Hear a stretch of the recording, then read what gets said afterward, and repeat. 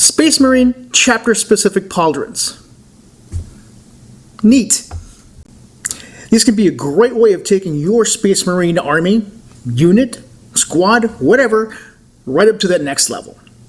However, they can also be a great way of spending a lot more time than you planned building and painting your model kits. So, if you're interested in making these look pretty darn neat without spending a ton of time on them, let me share a few of my tips and tricks with you, starting right now.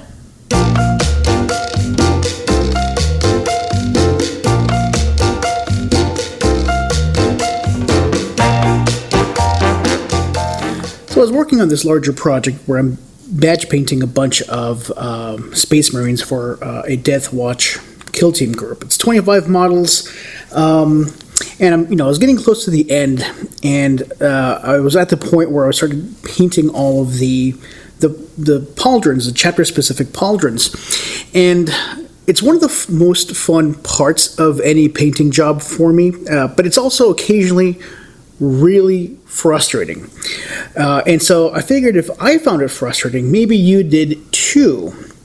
So that's what this video is about. It's a short, sort of a tutorial on how I approach the chapter-specific pauldrons. And by that I mean, on the kill teams, for sure, you have these chapter-specific pauldrons with a raised icon on them.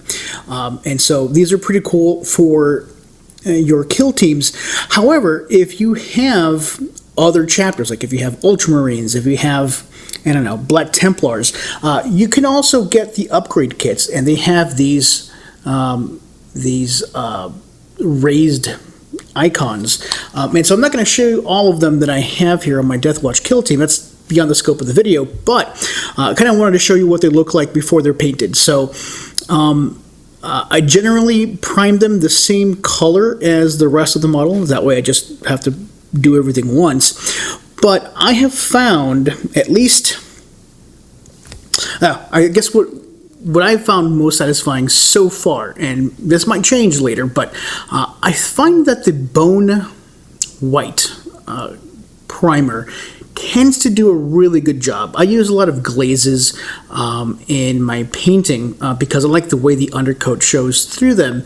And so if I use something like this, I have a lot more flexibility in what the outcome, what the final product looks like. If I use something like black, it's a lot harder to work with. White and gray are also fine, but the highlights, the undercoat that shows through, tends to be a little colder than this. This is kind of a warm undercoat, and when that shines through, it looks a little different. And so I've been using this a lot for my most recent builds, but whatever you're comfortable with is fine. So for me, I've chosen the bone white, and probably the most important thing here is you have to figure out what chapter your little dudes belong to.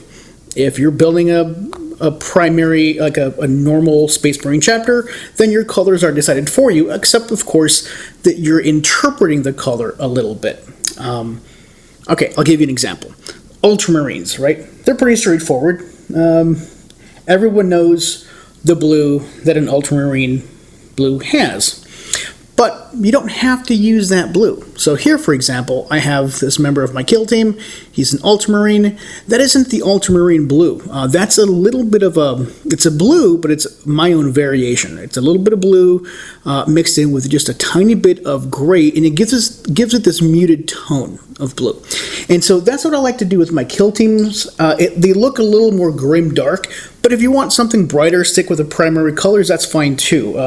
But I find that mixing my own colors, it looks kind of cool. So I would encourage your exploration in that regard.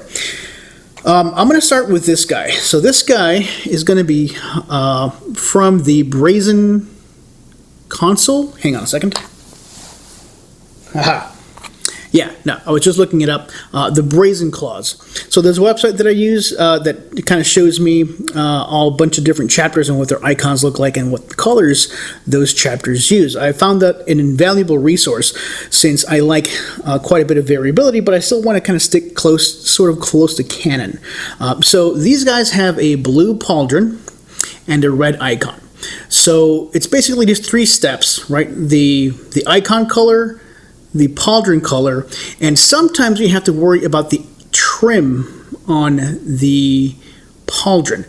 In this case, you don't, because it's a solid blue all the way across, and then the icon's red. So here's how I approach this. So I have my selected blue. I've mixed it up. I'm using a glaze because I want the undercoat to show through. So I just kind of dab it on. It looks like a baby powder blue, and that's fine. It's different from other blues that other people use, and it contributes to the kind of grim dark aesthetic that I'm going for, without going full on, just everything is black as my heart.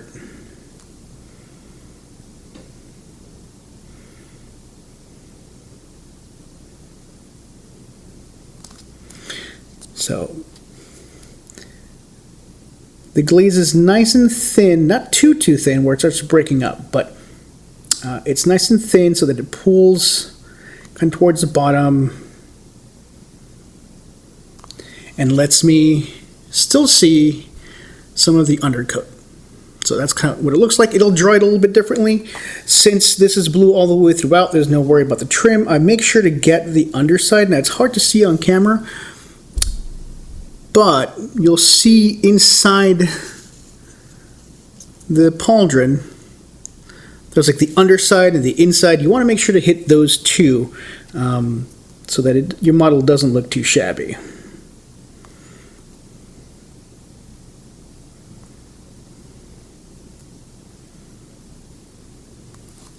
All right, before the next step, you want to let this dry. And while that dries, I'll work on this guy.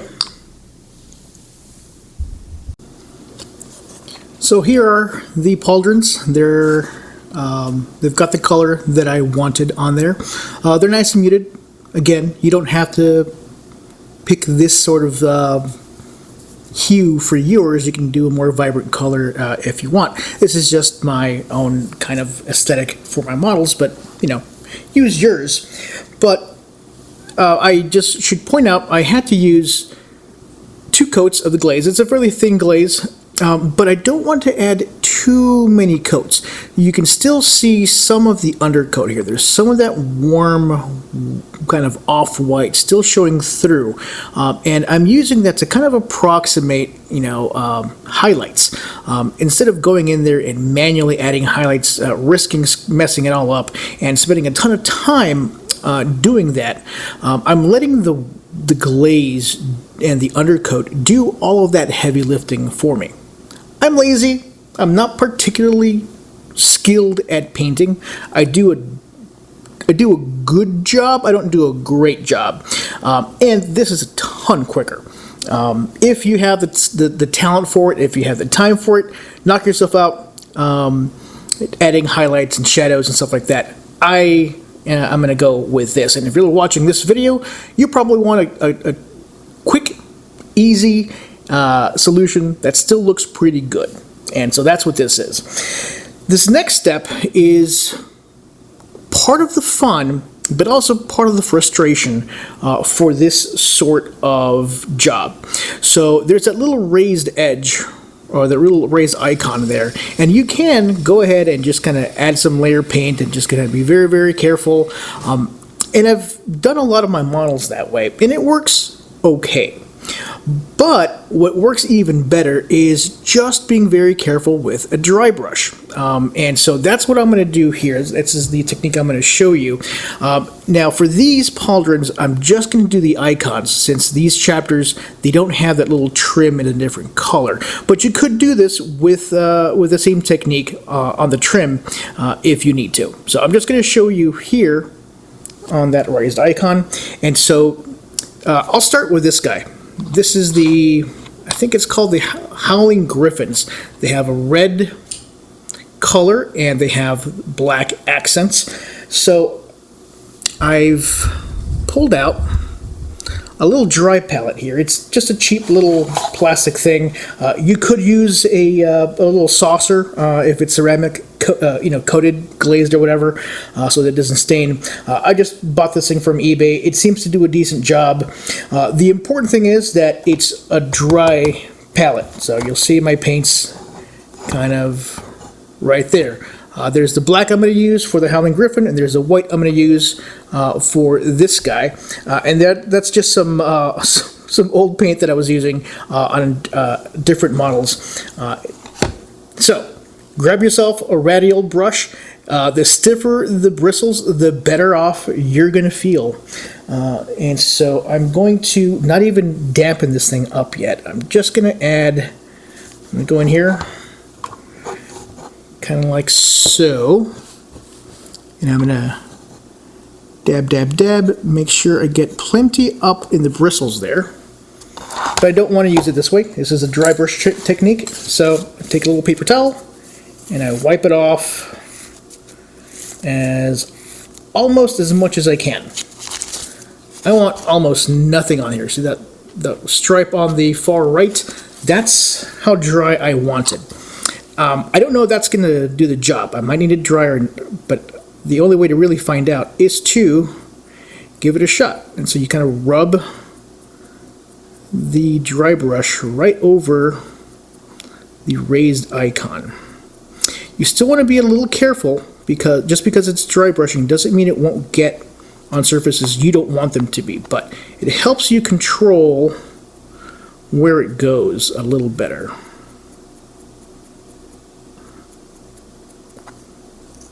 Now this will probably require multiple applications because it's pretty faint. What you're putting down there is a pretty faint coat, and that's fine. I'd rather have to dry brush a couple of different times than have to correct, clean up from a messy paint job. So there it is.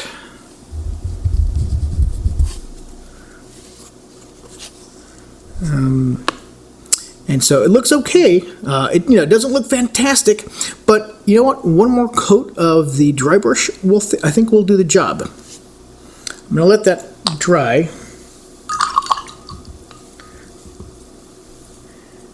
And you want to make sure you get between different colors. You want to make sure you get this dry brush really nice and clean. Because a little bit of leftover paint will go a long way towards messing up the look you wanted. Now this chapter, the brazen claws, it's blue as the main color and red as the claw. But I'm not going to put red directly on that. Not yet. I first need to do some undercoating in white. I could use like a skeleton bone or some kind of off-white. That could work too. I'm just going to go with white because I happen to have that on hand. And you do the same thing.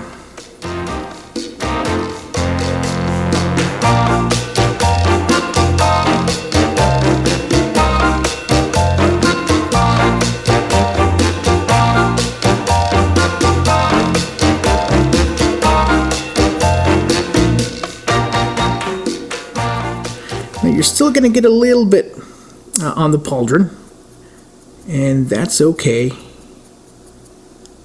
Nothing you can't fix later.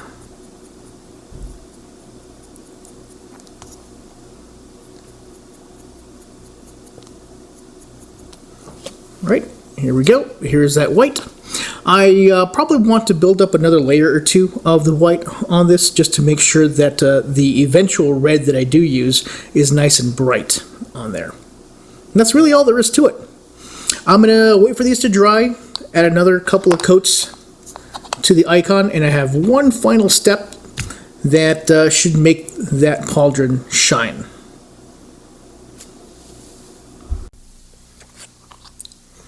Through a couple of coats of dry brushing. Here's what that looks like. Not too shabby, not too shabby. That's basically almost done. But this guy, also multiple coats.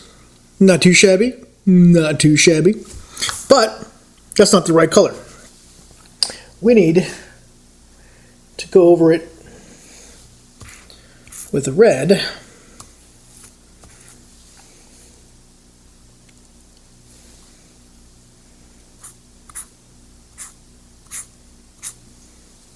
And I just wanted you to see what it looks like when you dry brush over dry brush.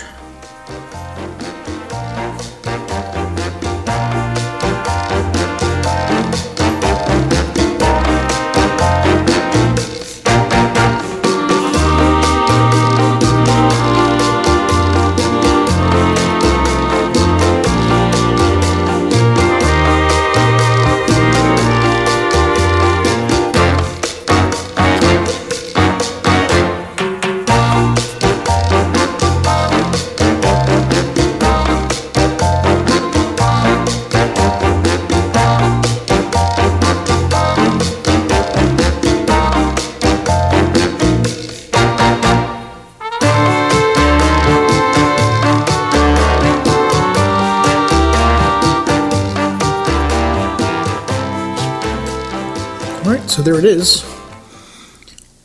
Again, not too shabby. Could be better, but it could be a lot worse. And also be a lot harder. There's one more thing I have to do to both of these pauldrons. But let's wait for these to dry. Alright, these are relatively dry. I think they're pretty dry. So there's one more step to my process. The pauldrons look fairly done, but there's one more thing I like to do, and that is to add some washes. So for the blue pauldron, we're going to use blue tone, and for the red pauldron, we're going to use red tone. These are pre-mixed washes available from Army Painter. Lots of other manufacturers have their own washes, and you can make your own. Whichever way you go, they're a really nice addition because they give you just a little bit more contrast, and it enhances a color that's already on there. So because these are nice and thick, they will pool in certain spots. So if you add too much of it, they'll pull towards the bottom, whichever way gravity is pulling them, while they dry. But they also collect near little recesses and crevices. And so it gives you the very nice and easy kind of a shadow effect. Kind of like that. And you can apply several coats to really manage where that's landing. But it's a really nice way to add just one more layer of goodness to, I mean, a lot of your paint jobs, but specifically your pauldrons. Because that's the topic here.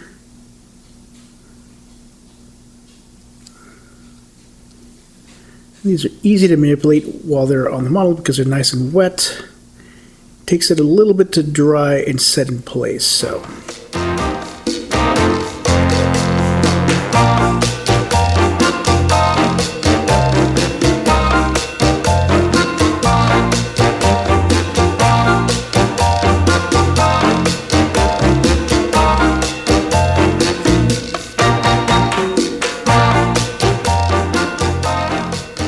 you can, even with icons like this one where the color of the icon is darker, you can actually kind of push the wash right into there and it won't impact the color on the icon. So it looks like that. We'll wait for that to dry, and I'll show you what it looks like when you're done.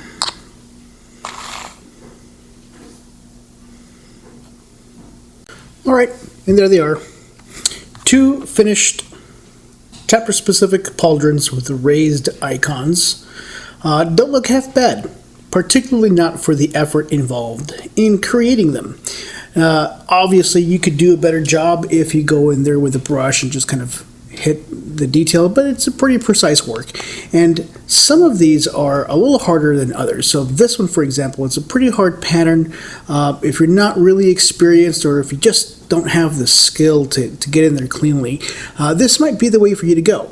There are other more simple patterns that you may not have to worry about this as much. But for complicated ones like these, or just for, keeping things nice and easy for you while still getting some decent results, this is the way to go. The only thing I would do in addition to this is to add a layer of sealant. I use satin varnish over my models when they're completed. These two, however, are not completed, so they're not going to get the varnish just yet. But when they are done, and they're going to be featured in a different video, then I'll give them the satin varnish, and they will be complete. Before I end the video, I just wanted to point something out, or kind of overemphasize perhaps, that this is just one technique to accomplish this goal. There are others, and I have found that a mix of techniques is probably what you're going to need to, if not master, at least get a good grip on. So this is one of those pauldrons that I did with dry brushing. You can kind of see what it looks like right there. Even this approach, it's a little light, right? So maybe you want a brighter icon. And so in this case, I would recommend doing some overbrushing over the part that you've already dry brushed. It seems like overkill, but it does help to kind of bring out some of the colors. And when you're overbrushing, you have a bit more control over where the paint goes compared to when you're either dry brushing or just flat out doing a layer paint. Some of these are going to be very difficult to do with just dry brushing. And I'll point to this guy. This is a white Tauren. I tried to dry brush the icon on here, and it was very, very, very light. So I had to go in here with some actual white paint, just a little bit thinned out, and I overbrushed on this guy, and so that really brought out some of the details, kind of gave it a little bit of depth, and kind of want to show you what it looks like on this model. So I'm going to dab my brush into a nice amount of this red paint that I was using, and I dry my brush just a bit, not a ton, and then I go in and kind of touch it up.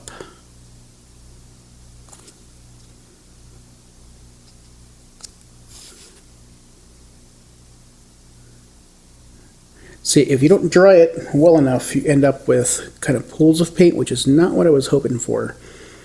So that's entirely my mistake. But as you can see already, with just this little bit of extra attention, it really brings up the saturation of your paint. I think that's a lot better looking. So, kind of just to conclude, dry brushing is a great way to go if you want good looking, quick and easy. But if you combine it with some overbrushing, you're going to have even better looking pauldrons. That's all I've got for you today. Thank you very much for watching. I hope you learned something. And as always, be nice to yourselves and each other. Peace.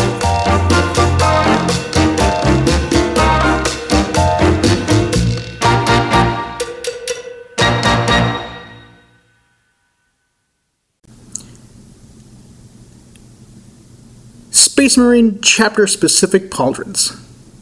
Neat.